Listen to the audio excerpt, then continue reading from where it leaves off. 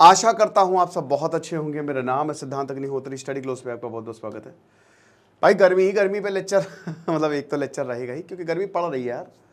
तो अब देखो 50 डिग्री सेल्सियस टेम्परेचर पहुंच गया, लेकिन अब इसकी आदत डाल लो, क्योंकि अब हर साल this is the new normal for you. मैं कई बार सोचता हूँ और इस बात से मुझे संतुष्टि मिलती है कि आज से 2000 साल पहले इतना टेम्परेचर था, 150 साल पुराना रिकॉर्ड टूट गया, 20 साल पहले रिकॉर्ड टूट गया। तो मुझे संतुष्टि मिलती है कि चलो 20 साल पहले भी इतनी गर्मी पड़ रही थी। ऐसा नहीं कि सब इसी वक्त पड़ रही है, लेकिन 52.3 डिग्री सेल्सियस अब बोला है कि इसमें कुछ खराबी आई है। मुझे नहीं पता खराबी है कि नहीं है, बट 50 के आसपास तो है ही है। 49 डिग्री सेल्सियस तो है ही है टेम्परेचर। तो सबसे बड़ी बात यहाँ यही है कि this is the new normal. ये एक टाइम्स ऑफ इंडिया का बहुत अच्छा आर्टिकल है, और यहाँ पे ऑथर यही बता रहे हैं कि अब आप इसकी आदत डालिए, क्योंकि इंडियन ओशन जो है वो इस समय सबसे बहुत भयानक गर्म हो रहा है, तेजी से गर्म होता जा रहा है। इंडियन सब कॉन्टिनेंट जो है उसको एक्सपोज कर रहा है। देखिए इंडियन ओशन का गर्म होना क्यों डेंजरस है, क्योंकि मॉनसून का आना इसी पे डिपेंड करता है, और इंडियन ओशन से ही होते हुए हमारा मॉनसून आता है। तो अगर इंडियन ओशन में कोई भी प्रॉब्लम होगी तो हमारे यहाँ भी प्रॉब्लम होगी। इंडियन ओशन का गर्म होना मतलब भयानक गर्मी पड़ना, ड्रॉट्स पड़ना, हेवी रेनफॉल, सब कुछ एक समय ही होगा, एक टाइम पे होगा।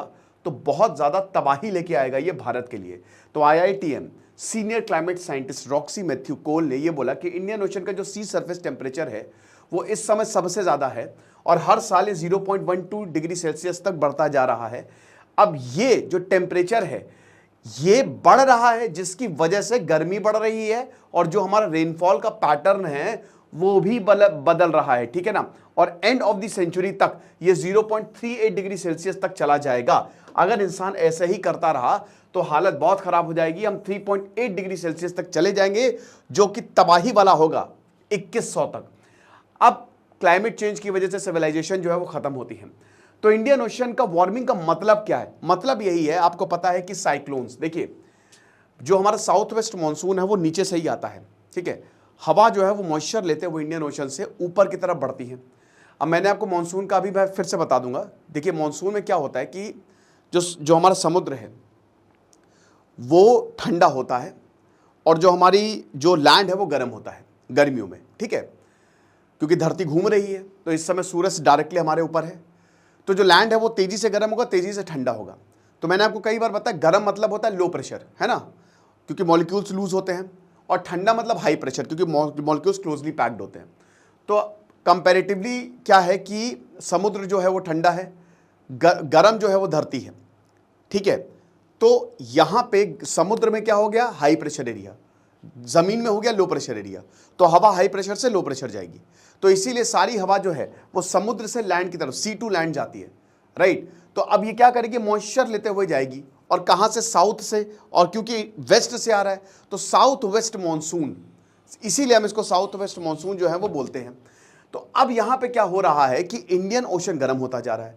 अब आप एक बात बताइए, अगर इंडियन ओशन गर्म होगा, अभी हम क्या कह रहे हैं कि ओशन ठंडा है, धरती गर्म है, तो सही है, मतलब इंडियन सब कॉन्टिनेंट गर्म है, तो high pressure to low pressure.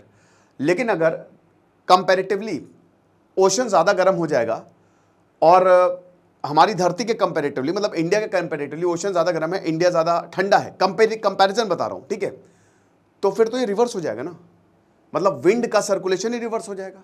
आप समझ रहे हो मेरी बात? तो डिजास्टर साबित होगा, हमको बारिश ही नहीं मिलेगी एक तरीके से।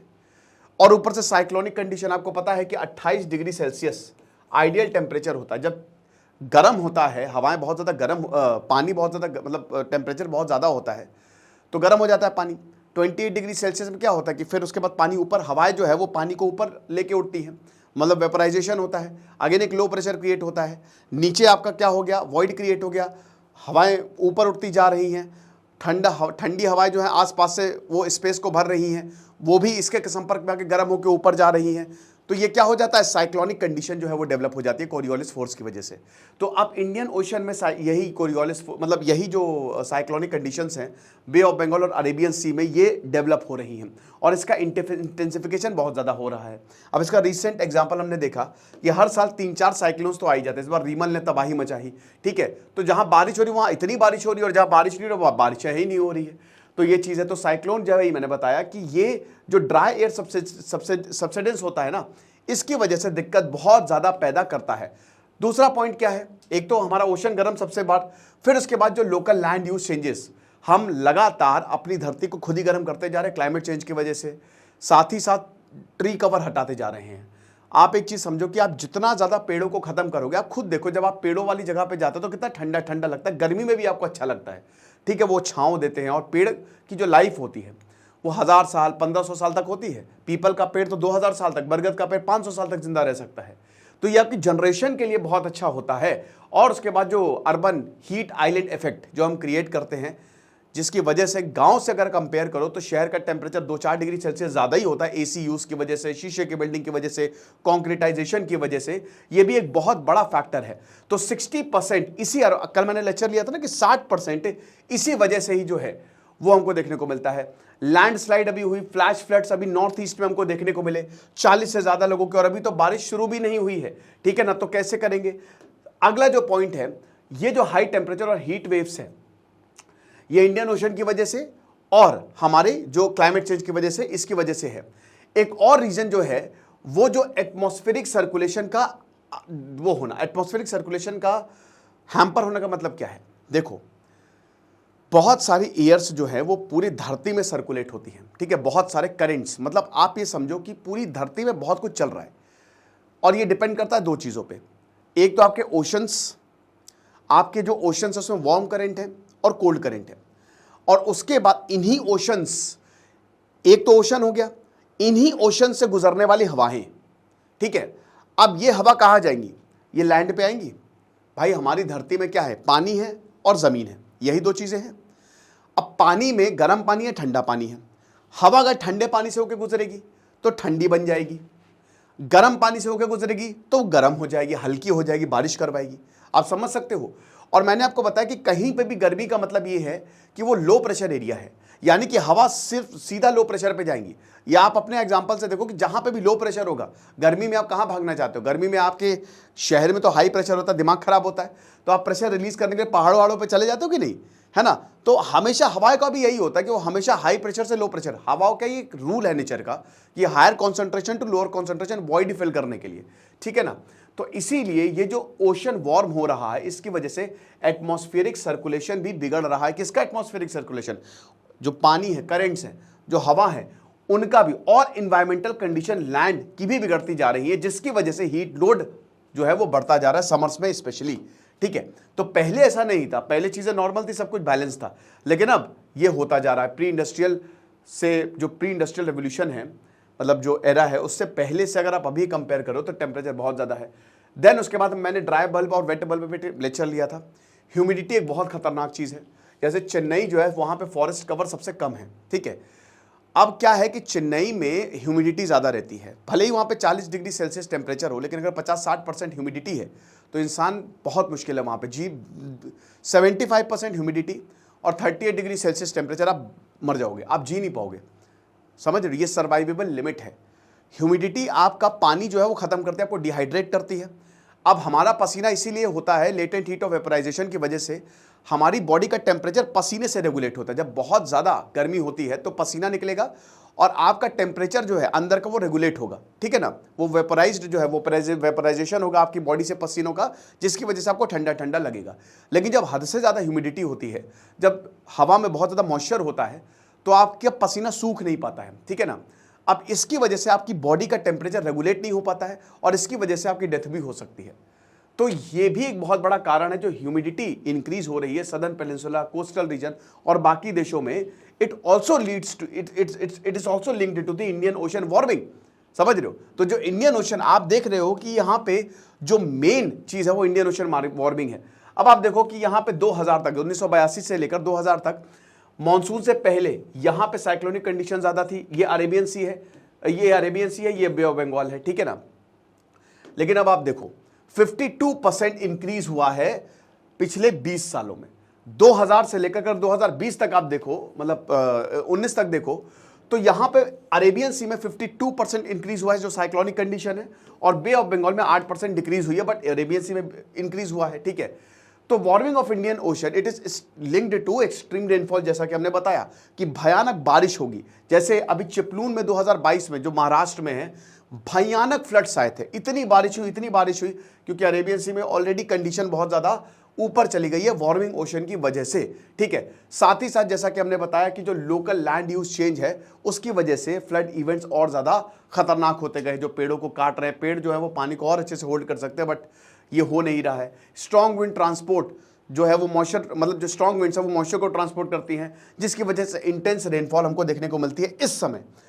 ओके, फिर उसके बाद दूसरा एक्सट्रीम, द अदर एक्सट्रीम। ठीक है, अब it is also linked to monsoon deficit in northern India. जैसे भाई आपको क्या है कि आपको सदर्न इंडिया में, सेंट्रल इंडिया में बारिश देखने को मिल रही है, लेकिन नॉर्थ इंडिया में आपको बारिश देखने को ही नहीं मिल रही। मॉनसून विंड्स ही वीक हो जाती हैं, जब तक यहां तक पहुंचती हैं तब तक विंड्स इतनी वीक हो जाती हैं कि वो नॉर्दर्न रीजन में, बिहार हो गया, यूपी हो गया, यहां पे पेनिट्रेट ही नहीं कर पाती हैं।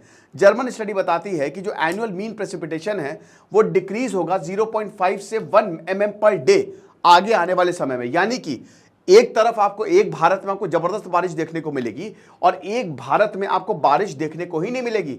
और ये सब क्यों है? वही इंडियन ओशन की वार्मिंग की वजह से। अब ये देखो, वैसे नॉर्मल मानसून में मैंने क्या बताया कि कूल ओशन है, वार्म लैंड है, तो ये हाई प्रेशर एरिया है, ये लो प्रेशर एरिया है, तो ऐसे जाएगा हवाओं का रुख ऐसे होगा जिसकी वजह से खूब बारिश होगी। लेकिन अभी कंडीशन उल्टी हो गई है, वार्मर ओशन हो गया, कूलर लैंड हो गया है, ठीक है, मानसून में, तो इसकी वजह से मानसून वीक होगा और ये रिवर्स हो जाएगा कंडीशन। ठीक है ना, तो ये चीज है। फिर उसके बाद जैसे साइक्लोन्स हो गया, इसका devastating effect again warming ocean की वजह से, और बाकी भयानक बारिश ये भी, तो ये भी मैं आपको बता चुका हूं। तो चलिए अब हम इसको तो स्किप करेंगे। ठीक है, फिर उसके बाद सी लेवल ये भी बढ़ता जा रहा है, जो समुद्र है वो भी बढ़ता जा रहा है।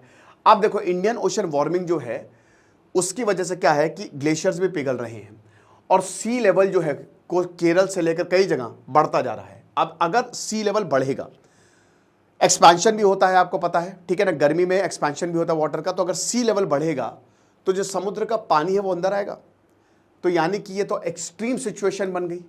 थर्मल एक्सपेंशन जो वाटर है, इसकी वजह से आप ये समझिए कि आधे से ज्यादा जो सी लेवल राइज है वो इसी ही वजह से इंडियन ओशन में है ना।